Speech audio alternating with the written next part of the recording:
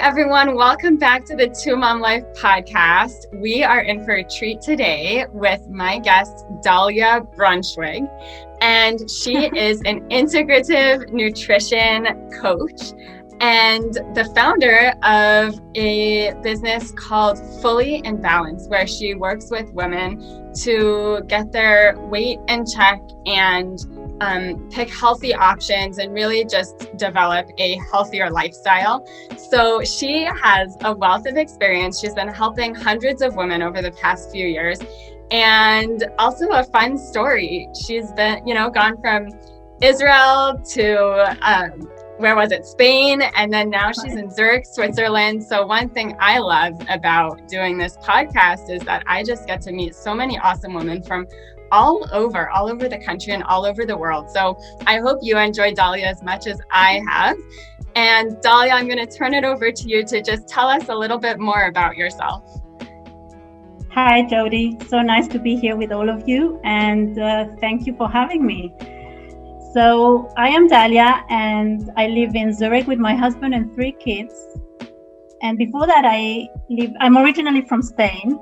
But before that, I also lived in the UK and Israel before I moved back here to Switzerland after getting married. So yeah, I help Jewish women dieting, losing weight and maintaining it by listening to their bodies and having healthy lifestyles. So I created a company called Fully in Balance where I help all these women, and it's just been growing, Baruch Hashem. Yeah. That's awesome. Now, what inspired you to get into this line of work? I know there's a bit of a personal story there. Can you tell us more about that? So it all started about 7 years ago when I gave birth to my youngest daughter. I had a very difficult delivery where, Baruch Hashem, she was fine and developing well, but I had a lot of issues recovering. I suffered from digestive issues. I could not get back to my weight. I was carrying this pregnancy weight for over a year after giving birth. I was in constant medicines and medical checkups. I had no energy and no motivation. And although I was very grateful to be here and be part of my family and to see my children grow, I still didn't feel I had enough strength to go on. So after a year, when I stopped breastfeeding, which was another story and also kind of a miracle after the hard delivery, I decided it was time and I managed to lose weight and get that energy back with real food and good nutrients. So that was amazing. And by having this change, the women here in Zurich saw the change, friends and family, and they asked me for help. So, wow. So that's when I started helping them intuitively. Yeah.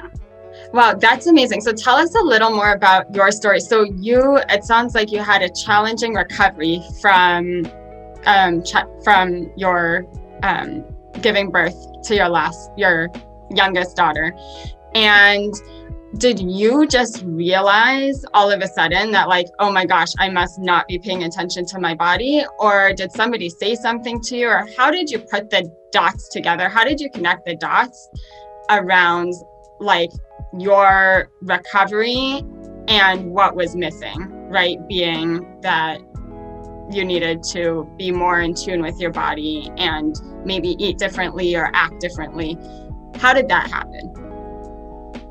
So I realized that by removing certain foods which triggered my well-being, I was feeling much better and I was getting back to myself. So, for example, removing dairy, all these digestive issues just disappeared. I also used to suffer from sinusitis. What do you call it? Sinusitis in English? Sinusitis. Right. I would say. I used to suffer a lot from that, and since I changed my diet, I don't have that anymore. Those issues. So I realized that once you cleanse your body with the right food, of course, not with pills or shakes or any kind of extreme diet, your body just gets functioning the right way, and you also get to lose weight automatically, naturally, because your body's just functioning, so right. And did you just take it upon yourself to change your diet and alter your diet, or were you given guidance to take out dairy? So I was given guidance at the beginning. For me, at the beginning, it was a whole challenge because I wanted to get back to myself. I wanted to be more present for my family. And I didn't really know how to do it. I knew something had to change. So I had some guidance from a nutritionist telling me what to do. However, I couldn't get most of the products here in Switzerland because we're very limited with kosher products. Oh, so that's when it all started, that I started getting in contact with the local rab here, asking, is this kosher? What can I find? Coconut sugar, almond milk, we go according to a kosher list, but we have everything here, but it's not like in the States or in Israel. Right. So then is when I started developing my own protocol, my own program, whatever suited me, right? So that's really how it went. Okay, yeah, and we are so lucky in the States where, guys, for those of you who don't keep kosher, aren't so sure, what that means, like there are tons of kosher products in the store, and so many packaged items that are kosher just have a little symbol, and when you see that symbol, it's kosher, and it's not like that all over the world. So in Switzerland, there could be a number of kosher products, but they're not labeled, and so you really have to dig deeper. Exactly. Yeah. Today I have my fully in balance approved kosher products, in cooperation with the RAV or with the kosher list. But it took a lot of work to get that done, Okay, I see. So now it's all coming together. So you had a little bit of guidance, and you really had to pave your own way to, kind of set, protocols for yourself. Okay, so now tell us, what does it mean to listen to your body? And I just want to say that you work with a lot of women who are looking to lose weight, but what we're talking about today is applicable to everybody, because whether you're overweight a lot or a little bit or not at all, right? Our body tells us things all the time. And Absolutely. just because you might, not be looking to lose weight doesn't mean that there are things that maybe aren't so healthy or aren't serving you as well as you could be serving yourself. So What does it mean to listen to your body?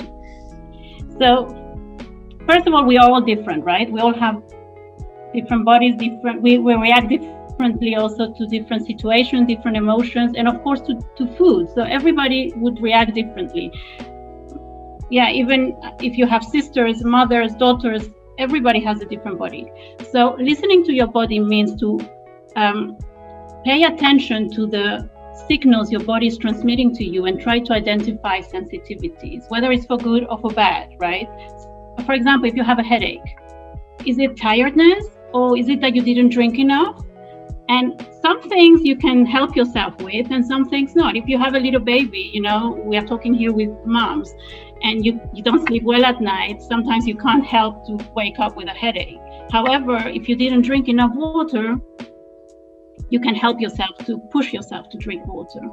So another example would be you're bloated. That I realized with myself, because I was very bloated. And I didn't know, is it not the right food? Is it that I ate too fast? I wasn't chewing enough? So not necessarily eating healthy food means that it can be good for you. Obviously, healthier is better than not healthy. But if you're not chewing your green salad well enough, it could be you having digestive issues, if you know what I mean. That's so interesting. Yeah, so it's not only what you're putting into your body, but it's also how you're putting it in. Exactly. Are you chewing your food? So that's fascinating. And it makes so much sense.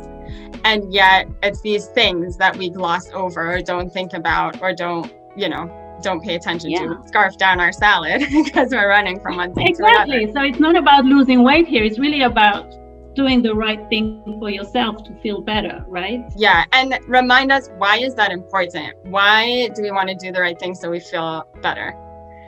Okay, so let me tell you something. I think we all know this, but our bodies, it's just a miracle machine given from Hashem, right? So we have this machine that works wonders, And we as women, as mothers, we can see beyond that miracle because we have a cycle that works in most cases. You can conceive, we can bring like life to this world, and that's like amazing. So if you want your body to function and to be more present there for your children, for your husband, then treat it well. The body can whisper, and that's the first sign. Then it can talk to you, and then it can scream. And when it screams, sometimes it's just too late. So that's why it's important to listen to your body. Don't let your body scream, right? Yeah. And that way you'll feel better. And that just trickles down. It just trickles down to everybody that's in our lives. Exactly. And beyond. So practically, for someone who is kind of at the point where they're not really paying attention to their body signals, that say like they're a little bit disconnected and eat what's in front of them or eat what's cheap or easy to put together. But how does someone like that even get started kind of being more in touch with their signals? Okay. First of all, start small. Don't start like with baby steps. Don't try to get overwhelmed every time you feel something. Oh, is that a signal? Right? So relax. It's very important to take it step by step. That's what I always tell my clients, and try to build healthy habits when you are trying to change something, not to just suddenly take all the kinds of types of food from your diet right now and start listening to your body. You need to kind of be systematic. So for example, my approach is really to include all types of food, but to remove the triggers, which are dairy, gluten, processed food, obviously, and sugar are big ones. And try to, when you reintroduce them into your diet again, how do you feel about it? So try to kind of pay attention of like, if you remove dairy for 2 weeks, how would you feel when you reintroduce it into your body? And when you reintroduce it, can you just start eating it again like normal, or do you have to kind of introduce it? So then is where the body will either whisper, the body will whisper or talk to you, right? So if you haven't had dairy for 2 weeks and you feel great, and then you're having this yogurt and you're feeling a bit bloated, a bit heavy, then that's a sign that dairy might not be good. If you're having a dairy, like a yogurt, and you're feeling great, then go on with it. Then you eat it normally. So that's really why I advise my clients to go on. And therefore, I would remove it in my program. I would remove it, and then they would reintroduce it. But some women just say, I feel so good. Why should I have it? Like they have alternatives. So yeah. I see. And so you recommend taking these, say, trigger food groups out of your diet one at a time. So like first take out dairy, then reintroduce dairy, then take out wheat, or do you kind of do it all at once? So I do it in phases, but like wheat I take out at the very beginning, but then when Shabbat comes in, I already give it in because we need to have the challah, So yes. I include all types of food, and also in my program I take into consideration like the Chagim and Shabbat and everything. So that's very important, and that's why I work with Jewish women, because they can relate to me and I can relate to them when they come with certain struggles. So I would remove the gluten for the first 5 days, and then I would recommend to have either spelt challah or sourdough challah, but we obviously don't have that here and we need to make it our own, and it's a bit complicated. So let's settle for spelt challah and see how you feel. Spelt is also easier to digest, and some people feel great about it and some less. But I would remove that, and then the dairy I would only reintroduce 2 or 3 weeks later. Yeah. Wow. Yeah, and I love how you lay this all out in your program, and as you said in the beginning, you work with each woman individually to kind of see what will work for her, and I think that's beautiful. And I just think it's so great that you work specifically with Jewish women, because so intimately, so much of the Jewish culture, of our culture, like revolves around food. And so so intimately what the needs are and what the challenges are. And so the fact that you can, that you can be there as a resource for women kind of working through this is just spectacular. So how does one, say like one of our listeners tries this, right? They relax. And again, like it's really important not to get too into your head about it, right? To just like, take a breath and like just recognize what you're doing. And this is big, and it's okay if it doesn't all, go so smoothly. But say they try taking out, some food groups from their diet and then slowly reintroducing them. How does one gauge like if you're on the right path or if you're totally missing the mark? So you will start feeling already, if you remove certain foods and if you exclude sugar and processed food from the beginning, you will start feeling much better after a week or so. You might find also some withdrawal symptoms from the sugar or caffeine or whatever you're removing, because your body needs to get used to it. So the first week you might get a headache or you might be a bit more tired, but within a week or so you will start feeling much better. So you would have more energy, you would see the weight dropping and getting to your natural weight. It won't be like an extreme diet that like you will lose too much weight, but you will get to your ideal weight. You will be more motivated, you will be rested, and you will have less sugar cravings for sure, because you will be feeding it with other good foods, like good nutrients, alternatives. Right. So I think I want to highlight a couple of things. So one is that it seems like it's really important to give it a little bit of time. Now, a week might sound like a long time, but it also is not long at all. So it takes a week to kind of get over the withdrawal symptoms of sugar cravings. It depends how every individual is different, like I mentioned before. So maximum it could take a week. However, some clients that I had that were suffering from migraines, they had migraines for longer, but then once the withdrawal symptoms were over, like they really felt amazing and they felt the energy, the headaches were gone. So it depends really on each individual, but between a week or two, I would say. Yeah, and I think that's amazing. Like that's all it can take for you to start feeling good and for you to be on a path, if you are looking to lose weight, to be getting back to your ideal weight. And it sounds like it's really a lifestyle change, right? This isn't a diet fad that you're recommending. This is a lifestyle. This is like you're in it for the long game. Right.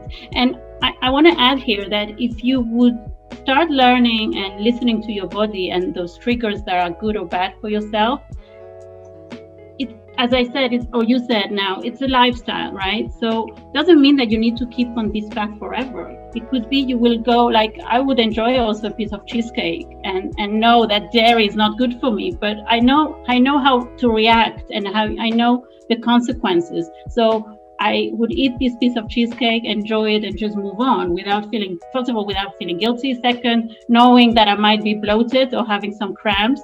And I just know this is it. It's not something else, right? Yes. So I think that's something important to highlight here. Yeah.